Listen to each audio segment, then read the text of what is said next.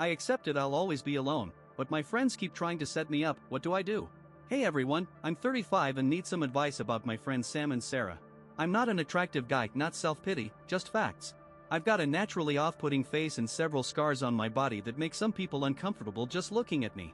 Most of these scars I've had nearly my whole life, and my face has been this way since birth. I've never been easy on the eyes. I've tried to make up for it in other ways. I've got a solid job, I'm tall, in great shape, hit the gym, eat right. But it's nowhere near enough to balance out my appearance. I've had very few relationships and only one sexual partner, which, honestly, I regret, even though I tried my best. Years ago, I put myself out there, got rejected by dozens of women, until I met one who I thought could look past my looks. I lost my virginity to her, and things seemed okay for a bit. But a month in, she came to me in tears, saying that while she found my personality attractive, she couldn't handle my appearance.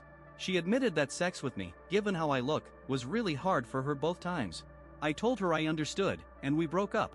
Honestly, it would have been better if we'd just stayed friends and never dated. That was years ago, and since then, I've given up on romantic love or intimacy. It's only brought me pain. I've accepted that I'm not built for that, and my life's been better since. It sucks that I can't find love, but I'm at peace with it. I made great friends, Sam and Sarah, and we've been tight for years.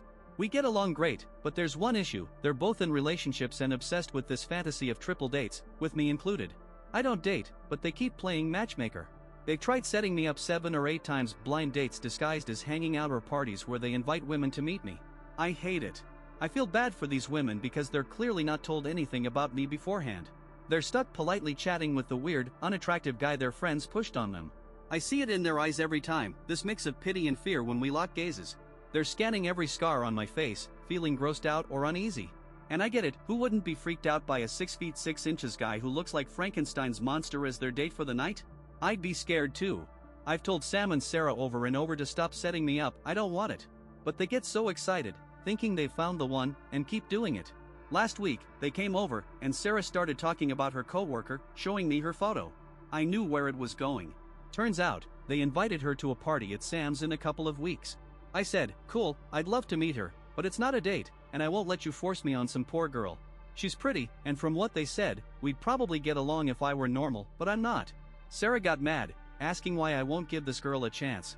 I asked if she'd even seen my photo or knew anything about me. Sarah admitted no, she hadn't shown her my picture or told her about me, planning to spring it on her at the party.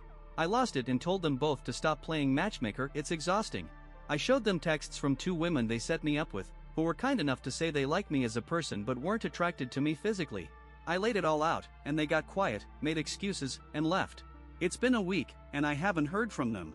I've made peace with never knowing romantic love, but I need my friends. How do I fix this? Comments, adapted for context. Show us a photo. I trusted someone with my photo once, and they sent it to a group chat to mock me. Not posting my face again, sorry. If your friends showed women your photo first, would you be open to setups? Part of me wants to say yes, but after how my last relationship ended, I'm not taking that risk again. Maybe someone with a visual impairment could see the real you. You sound like a great guy. Good luck. I've thought about it, but she'd face bullying, like people saying she's blind for dating an ugly guy or that I'm some monster taking advantage. I won't put an innocent woman through that. It's okay to not want to date, but don't decide for women what they can handle. Your friends shouldn't decide you're better off in a relationship either. You don't need to justify wanting to be alone. I know what it's like to be with me physically. It broke the one woman who tried. I can't do that to anyone else. I've caused enough pain. Dude, please get help. Those comments about yourself are harsh and unnecessary. You don't sound like someone whose life is going great. I'm not exaggerating, my appearance scares people. I don't let it affect my mood normally, but when Sam and Sarah pull this matchmaking crap, all the negativity comes flooding back. My message to Sam and Sarah, posted online. Hey Sam and Sarah, I'm sorry our last talk ended like it did, but I'm not sorry it happened. The hard truth is you've shown major disrespect by ignoring my choice to stay single. It's like if I said I was gay, and you kept setting me up with women because you think you know what I want better than I do. It hurts that my choice to be alone freaks you out so much that you can't imagine being friends with me unless I'm dating. If me, as a single guy who wants to stay that way, is still enough for you to be my friends, that's awesome. But moving forward, you've got to respect my boundaries on this. I'll leave it there and hope to hear from you. Update 1, hey everyone, my last post was super cathartic, and since I've got good news, I figured I'd share an update. After hours of reading your comments and messages, I decided to reach out to Sam and Sarah to fix things. We met up and talked. Long story short, they ghosted me because they felt awful after realizing how badly they screwed up. They apologized, and I said I'd forgive them if they stopped trying to set me up and let go of me yelling at them. The talk worked, we're good now. They invited me over for drinks and board games with some of their co-workers. Sarah mentioned that the woman they wanted to set me up with, Laura, would be there, but they swore they didn't tell her anything about me or push any matchmaking. I said I'd come. So last night, I went to their place for the board game night and met Laura without the awkward blind date vibe. She's amazing. We have tons in common, and our jobs are in similar fields, so we had a lot to talk about. No one meddled, and it was just chill.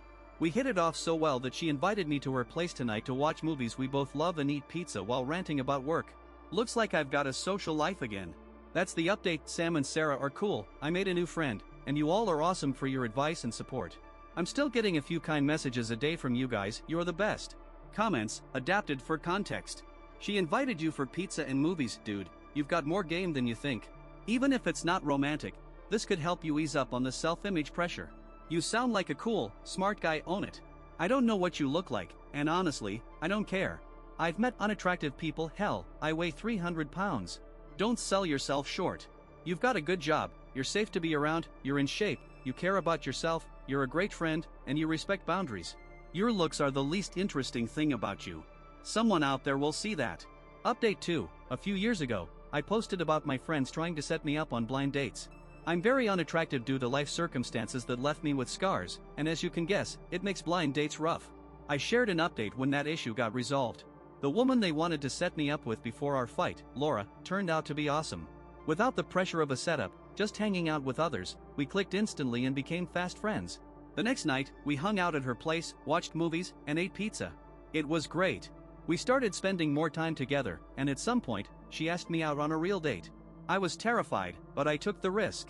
My scars don't bother her, she looks at me with such kindness and warmth, I can't even put it into words. Laura and I are still together. We recently moved in together, and I'm planning to propose early next year. Sam, Sarah, and I are still great friends, and we're finally doing those triple dates they always dreamed of. We even hosted our first Thanksgiving with them, their partners, and their kids. Laura loves cooking for a crowd, and we want to do more big dinners, especially now that we've got the space. It wasn't easy, but with Laura's support, I started tackling my insecurities and past trauma. I've been in therapy for over a year, progress is slow but steady. Laura's my rock. I love her more than I ever hated myself, and that's made therapy so much easier to stick with. That's the story. I was in a dark place, but the kindness of strangers online helped pull me out. Thank you all for reading and sharing your thoughts. Comments, adapted for context. What a wholesome update. I'm so happy for you and Laura, and that you're getting help with your insecurities. Props for giving love another shot. Wishing you a long life full of love and support. Thanks for the update. Thank you. You all were so kind when I first posted. I was in a really dark place, and my harsh self-criticism worried a lot of you amazing people. Before Laura, I couldn't imagine being allowed to dream of a family. Now I'm planning to propose to the woman I love, who loves me back. I'm a lucky guy. Sorry for rambling, I could go on about Laura forever. What do you think? I relate to this guy's struggle. I used to think I was unattractive too, even called myself ugly. But I always figured women cared more about who you are than how you look. They say a guy just needs to be a little better looking than a monkey, right? I used to believe that, but now I think looks matter more than I thought, even in careers and money. Some studies back that up, but it's debated. What's your take? How much do looks matter for guys? Drop your thoughts in the comments. Story 2. I overheard my fiancé is only with me for my money and family business. Hey everyone, I'm 25, and I need help. I'm a total mess. My family owns a well-known, super profitable business in our industry, so yeah, I'm a trust fund kid. I try not to be spoiled and have always worked hard. I met my fiancé, Mark, 27, when I was 20, working as a waitress for the experience, not the money. We started dating a few months later, and last year, he proposed.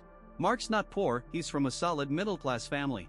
He's frugal, always insisted on paying his own way, turned down fancy family vacations early on, and cooked for me at home instead of hitting restaurants. I never once got the vibe he was after my family's money. My family initially worried he was a gold digger, but I defended him, even fought with my dad about it. Eventually, they warmed up to him and love him now. When Mark graduated college, my dad hired him, and he's worked his way up to a high-paying role in our family business. Last Sunday, I was supposed to work an evening shift and stay at my sister's, but I came down with a fever and was in no shape to work, so I stayed home. I don't drive, so I usually take Uber. Mark had no clue I was there. Instead of our bedroom, I crashed in the guest room. It's better ventilated, has a mini fridge and private bathroom, so I could stay put. I was out cold when Mark got home, but loud voices in the backyard woke me up. I cracked the blinds and saw him with some friends. I was about to say hi when I realized they were talking about me. One of his buddies was laughing, calling Mark a genius. Then they all cracked up about how I'm not signing a prenup. One of the women there said, "God, Mark, you're gonna be loaded soon." He laughed and replied, "Yeah, 3 more years, and I'm free." My stomach dropped, I nearly threw up. They kept going, calling me a trust fund Barbie, dumb, and worse. I was frozen, lying there horrified until they left and Mark went to bed. I texted my sister, snuck out to her place that night, and crashed from exhaustion. I haven't gone home, told Mark I'm sick and don't want to get him sick. My sister's worried sick, but I'm so embarrassed. My family was right, Mark's a gold digger, and I fell for it. Even if I tell my parents, I have no proof. My dad can't fire him just for this. Mark's apparently good at his job, and there's no legal grounds to let him go. I feel lost, humiliated, and crushed. I need support or advice. Edit, we're not in the U.S. Mark wasn't talking about anything else, he has no debts. I helped pay for part of his college since he only had a partial scholarship. There's no chance this was about anything but me. Thanks for the advice. I told my sister everything, and we're reading your comments together. We called my dad, and I'm talking to him tomorrow. I'm taking a breather for now. To clarify, I worked as a waitress for experience, not money, but I don't anymore. I'm a shareholder in the family business and attend quarterly meetings but don't work there directly. Mark didn't steal anyone's job, he started as an intern and earned his position. I'm sure I didn't hallucinate this. My fever was about 101 degrees Fahrenheit, bad enough to feel awful but not enough for delusions. When I say I crashed at my sister's, I mean I passed out from exhaustion, not medically. Stop defending him saying it was a joke. It's not funny. You don't humiliate your partner for laughs, call them a dumb trust fund Barbie or worse. I don't get this macho nonsense you're talking about, but it's not okay. Update 1, I was tempted to play the long game and set him up, but I decided to just hand Mark a prenup and see how he reacted. After talking with my dad, we invited Mark to lunch to give him the contract. To confirm my suspicions, I casually asked if anyone came over while I was gone, saying neighbors complained about noise. He admitted his friends were there but didn't mention the women I saw. At lunch, my dad gave him the prenup, saying it's non-negotiable for the wedding. Mark's face fell, he clearly wasn't expecting it. He got mad and asked to talk privately. We stepped away, and he started ranting about it being a stab in the back and a personal attack. He tried to play the victim, painting me as the bad guy. Then he said he needed to think it over and stormed off. I'll admit, I started second-guessing myself and got emotional, but I pulled it together. My sister didn't say "I told you so," which I'm grateful for. We consulted a lawyer, who confirmed I can legally evict him from my place. The attorney drafted a formal eviction notice. After long talks, my dad offered Mark a deal to leave the company voluntarily. Once it was settled, I took a commenter's advice and texted him, "Hey Mark, it's your trust fund Barbie. Since you said you'd be free in 3 years, I'm helping you out and setting you free now. Kisses." My phone blew up with his texts and calls, I had to turn it off. He showed up at my sister's, begging to explain, swearing it was just a joke. I told him that's not enough. They disrespected me in my own home, and I don't want to be with someone who tears me down to look cool. He begged, cried, said not to leave him. When he saw I wasn't budging, he flipped to anger, accusing me of spying and ruining his life. No idea what he's on about. Then he went back to groveling, admitting he said those things but insisting it was a dumb joke. I asked who the women were who knew so much about me. He gave some BS story about a friend's cousins finding out about me through my private Instagram, which only has like 30 followers. I stood my ground and ended it. I may never know what he was really planning, but it's better this way. Just need to sort out the financials, and then I'm done with Mark forever. Edit, since I have to spell everything out or people think this is fake, obviously the lawyer didn't write a prenup from scratch in 30 minutes. My family and siblings, cousins, has prenup templates since some are engaged or married. We didn't need a perfect contract, I just needed to see his reaction. A basic one did the job. And no, I didn't ruin his life. He's not getting fired or slandered, he's got plenty of opportunities to succeed. I gave him an eviction notice, so he had a few days to move out. That's why I'm at my sister's. We're still finalizing the breakup, but the big steps are done. What's your take? I said in my comment that it might have been a joke, but I think the author did the right thing. If she feels she needs to end it, she should. Ignoring this would mean tolerating behavior that makes her miserable. Who'd want that? By breaking it off, she's simplifying her life and teaching him a lesson. If it was a joke and not him being a terrible person, maybe he'll treat his next girlfriend better and not trash talk her to seem cool. She's helped herself and him, 2 birds, 1 stone. What do you think? I bet a lot of you disagree, so let me know in the comments. Thanks for watching till the end. Check out our other videos linked here, hit that subscribe button if you haven't already, and good luck!